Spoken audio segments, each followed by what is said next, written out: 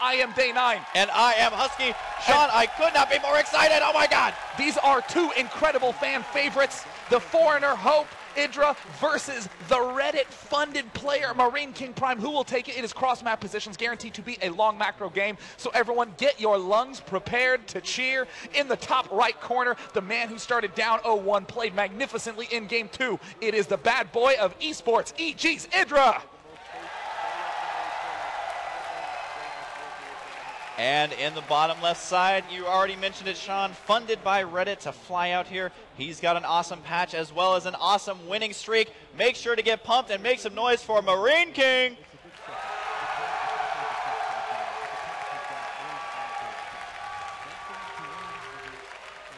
All right, and the map is Shakira's Plateau, which means they cannot spawn close by ground. And we indeed, you already said this, Sean, we have a very high chance of a macro game here. And what an epic way to end this epic game for this epic series. Or, you know, something will be a huge blunder and it'll be all over. But regardless, this game is sensational.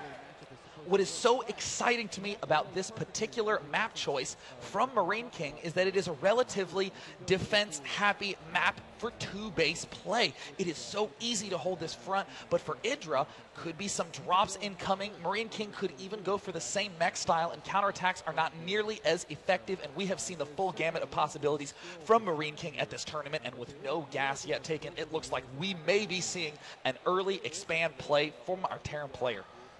Wouldn't be surprised to see lots of early expanding out of EGIdrA as well. I've seen him take those third bases so extremely early here.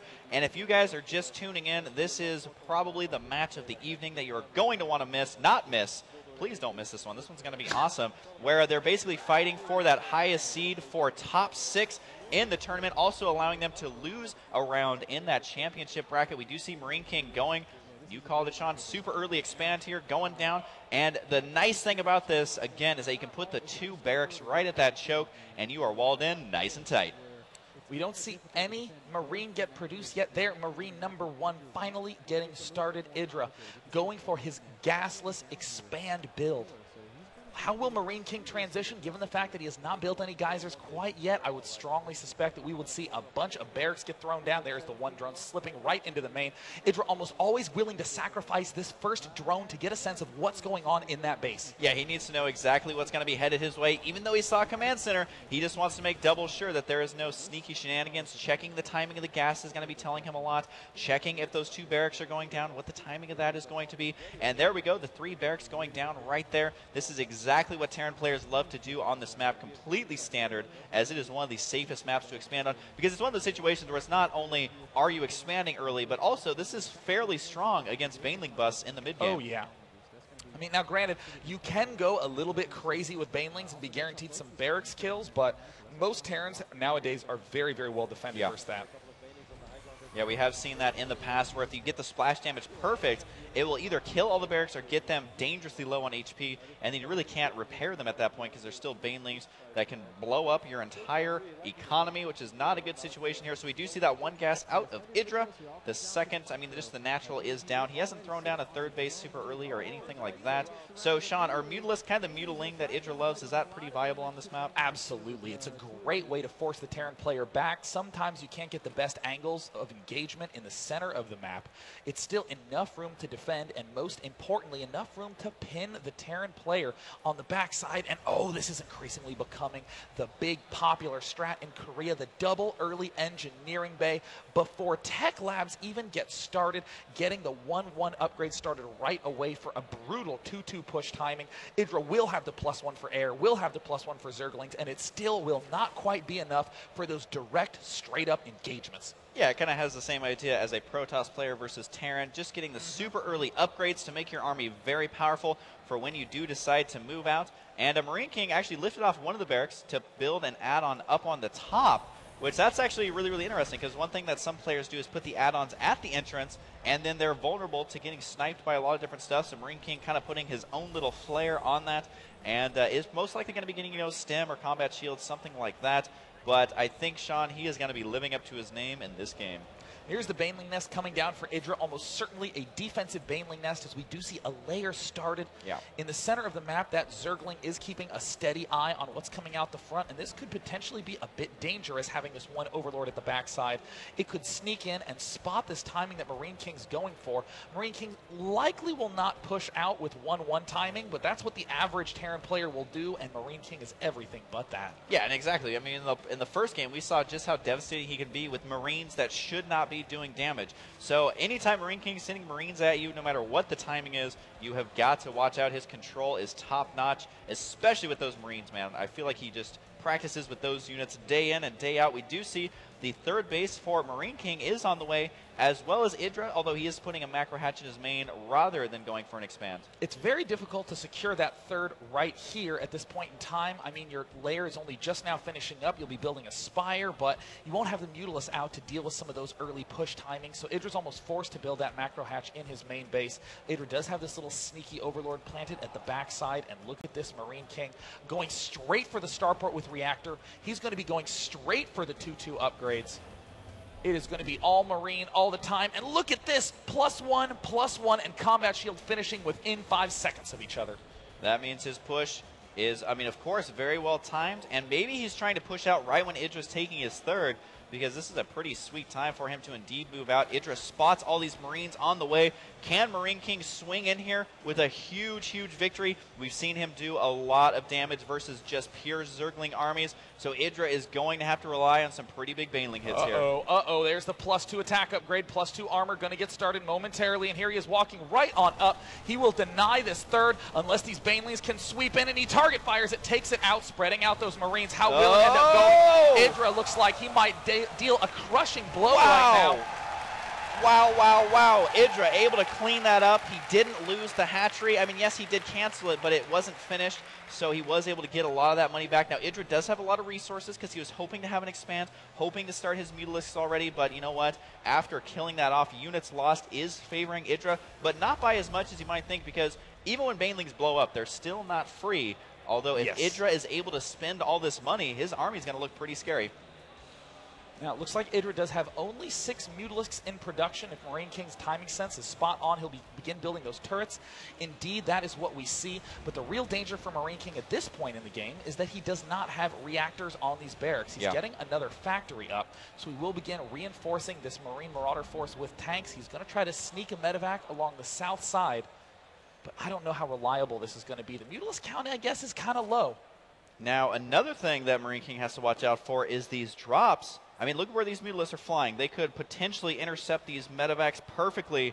No, he's going to swing a little bit to the left. I think he's going to barely miss it. But that does mean the main is going to be slightly undefended. And on top of that, if EGIdRA ever catches wind of these drops, he can simply intercept them with his Mutalisk. Now, it does look like Marine King able to safely unload here. He can stem and snipe that.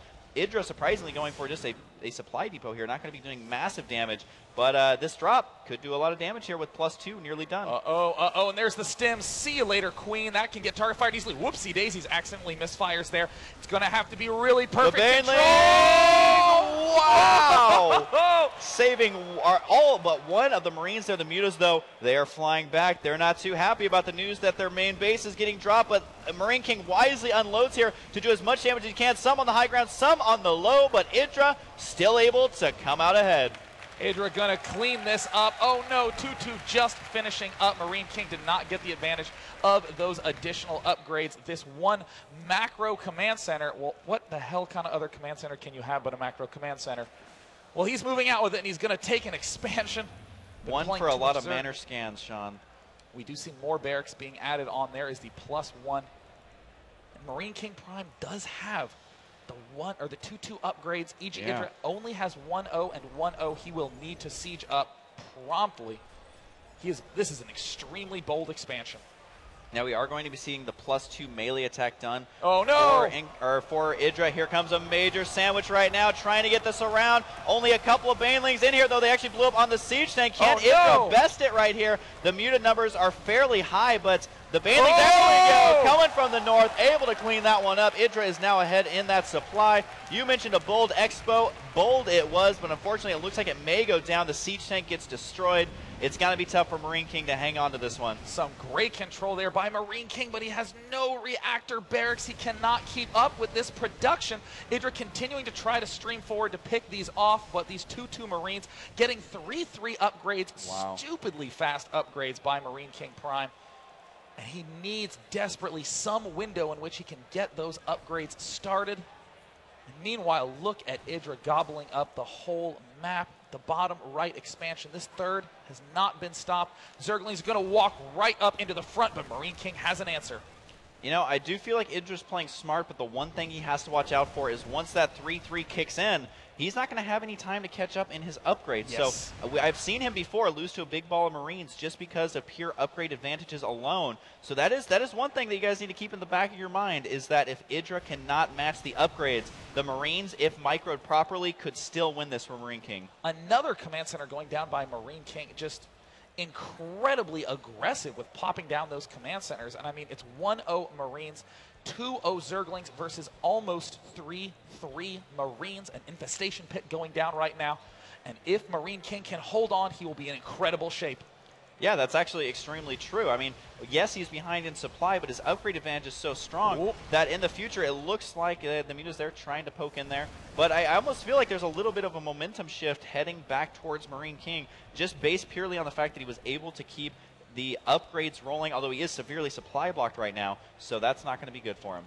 Marine King really needs to siege up these tanks. He's going to try to go for a pinch on both sides. Oh no, these Marines are over-stimmed, but they are highly upgraded. He now stims. He will lose absolutely everything. And at the front, the Zerglings are gearing up for a counterattack. EGIdRA continuing to catch Marine King off guard, building only 8 Marines at a time. And there is the huge counterattack play at the front. He has to but the Mutas, a lot of them go down right there to those stim Marines. And if you look at the units lost tab, Marine King's actually not in the worst shape. He does even save a Thor there by picking it up at the last second. It is so low on HP inside that medevac.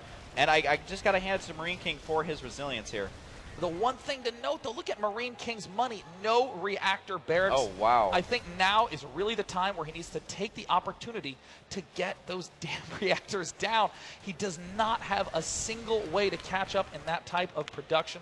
Once he does get the reactors down, it is going to be very, very frightening. Oh my god, that siege tank survived with 9 HP with those Zerglings trying to snipe it. We do have the Mutas flying in the main, completely undefended SCVs, but the Marines are here. They are close to the Mutas. EGIdRA now kind of caught in an awkward position on the left side, but a huge counterattack with the Zerglings once again going to be streaming into the main. This is non-stop, relentless aggression out of EGIdRA. And it looks like the Zerglings get cleaned up very easily. Now EGIdRA just going to sneak back in. In the unit counting station, we see 57 SCVs, still quite high at this phase in the game, but per usual, geez, 231 units killed. That's pretty kick-ass. You say it so suavely, Sean, but unfortunately for Marine King, he still has 2,000 resources, but his upgrades are amazing right now with the 3 attack, 3 armor. Is this going to be the momentum shift that he needs? He's rallying everything he's got, bringing a lot of SCVs off the line. He really wants to cause some pain here. The Banelings have finished, though. They do have that +2 attack, +1 armor just finished. And this is going to be tense.